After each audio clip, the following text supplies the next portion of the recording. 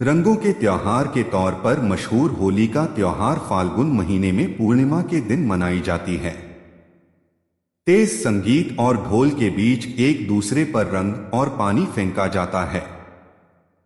भारत के अन्य त्योहारों की तरह होली भी बुराई पर अच्छाई की जीत का प्रतीक है। प्राचीन पौराणिक कथा के अनुसार होली का त्योहार हिरण्यकश्यप की कहानी जुड़ी है। हिरण्यकश्यप प्राचीन भारत का एक राजा था जो कि राक्षस की तरह था। वह अपने छोटे भाई की मौत का बदला लेना चाहता था जिसे भगवान विष्णु ने मारा था। इसलिए अपने आप को शक्तिशाली बनाने के लिए उसने सालों तक प्रार्थना की।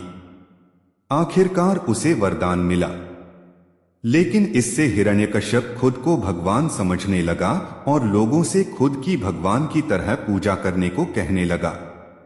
इस दुष्ट राजा का एक बेटा था जिसका नाम प्रहलाद था और वह भगवान विष्णु का परम भक्त था। प्रहलाद ने अपने पिता का कहना कभी नहीं माना और वह भगवान विष्णु की पूजा करता रहा। बेटे द्वारा अपनी पूजा न करने से नाराज उस राजा ने अपने बेटे को मारने का निर्णय किया। उसने अपनी बहन होलिका से कहा कि वो प्रहलाद को गोद में लेकर आग में बैठ जाए क्योंकि होलिका आग में जल नहीं सकती थी।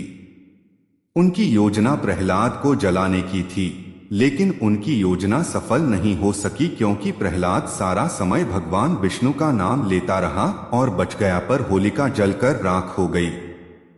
होलिका की ये हार बुराई के नष्ट होने का प्रतीक है।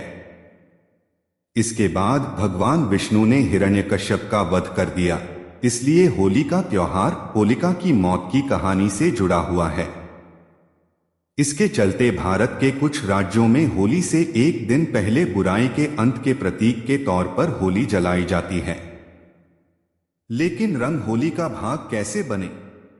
यह कहानी भगवान विष्णु के अवतार भगवान कृष्ण के समय तक जाती है।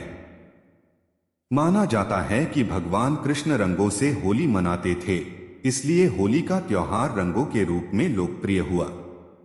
वे वृंदावन और गोकुल में अपने साथियों के साथ होली मनाते थे। वे पूरे गांव में मजाक भरी शैतानियां करते थे। आज भी वृंदावन जैसी मस्ती भरी होली कहीं नहीं मनाई जाती। होली वसंत का त्योहार है और इसके आने पर सर्दियां खत्म होती हैं। कुछ हिस्सों में इस त्योहार का संबंध वसंत की फसल पकने से भी है। किसान अच्छी फसल पैदा होने की खुशी में होली मनाते हैं। होली को वसंत महोत्सव या काम महोत्सव भी कहते हैं।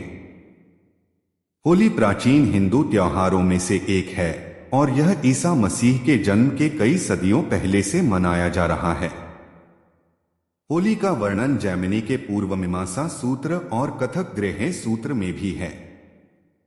प्राचीन भारत के मंदिरों की दीवारों पर भी होली की मूर्तियां बनी हैं। ऐसा ही 16वीं सदी का एक मंदिर विजयनगर की राजधानी हम्पी में है। इस मंदिर में होली के कई दृश्य हैं जिसमें राजकुमार राजकुमारी अपने दासों सहित एक दूसरे पर रंग लगा रहे हैं।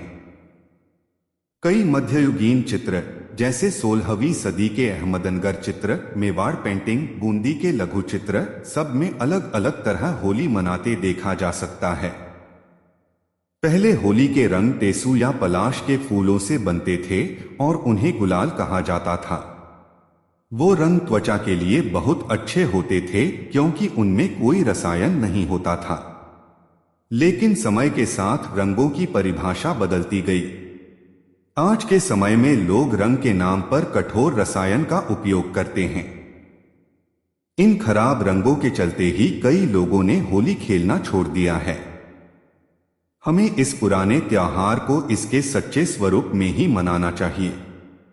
होली एक दिन का त्योहार नहीं है। कई राज्यों में यह 3 दिन तक मनाया जाता है।